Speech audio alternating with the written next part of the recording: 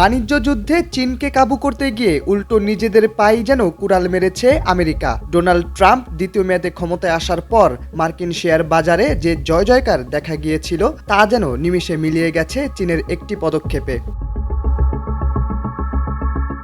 চলতি সপ্তাহে যেসব দেশের ওপর আমেরিকা শুল্ক আরোপ করেছে সেগুলোর মধ্যে রয়েছে চীনের নামও। পাল্টা পদক্ষেপ হিসেবে যুক্তরাষ্ট্রের ওপর পাল্টা শুল্ক আরোপ করেছে চীন। আর এতেই রক্তক্ষরণ শুরু হয়ে গেছে মার্কিন শেয়ার বাজারে। শেয়ার কমে গেছে প্রায় প্রতিটি আন্তর্জাতিক প্রযুক্তি নির্ভর কোম্পানির। বিশেষজ্ঞরা বলছেন কোভিড-19-এর পর এটি আমেরিকার শেয়ার বাজারে সবচেয়ে বড় দরপতন।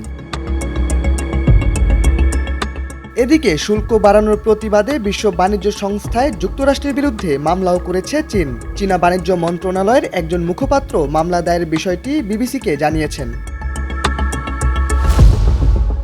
ট্রাম্পের শুল্ক নীতির বিরুদ্ধে সমস্ত মার্কিন পণ্যের ওপর 34% অতিরিক্ত শুল্ক আরোপ করেছে চীন। বেইজিংয়ের এই শুল্ক আরোপের পর থেকেই মূলত পাল্টে যায় মার্কিন শেয়ার বাজারের দৃশ্য। এনবিসি নিউজের বরাতে জানা যায় প্রযুক্তি নির্ভর নাসডাকের সূচক কমেছে 5.8%। ডাও জোন্স ইন্ডাস্ট্রিয়াল হারিয়েছে গড়ে 2200 পয়েন্ট।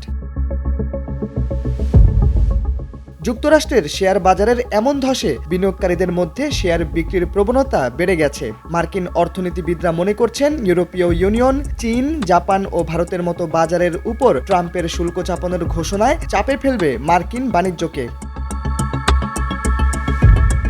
বিশ্লেষকরা আরও বলছেন ট্রাম্পের শুল্ক বাড়ানোর পদক্ষেপ যুক্তরাষ্ট্রের দীর্ঘদিনের বাণিজ্য অংশীদারদের সঙ্গে সম্পর্কের অবনতি ঘটাতে পারে এবং বৈশ্বিক বাণিজ্য যুদ্ধে নতুন উত্তেজনা সৃষ্টি করতে পারে।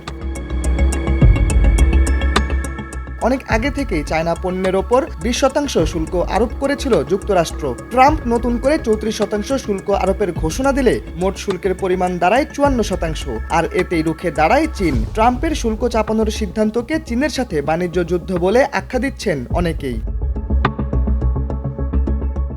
শাহরিয়ার আহমেদ, সময়ের আলো।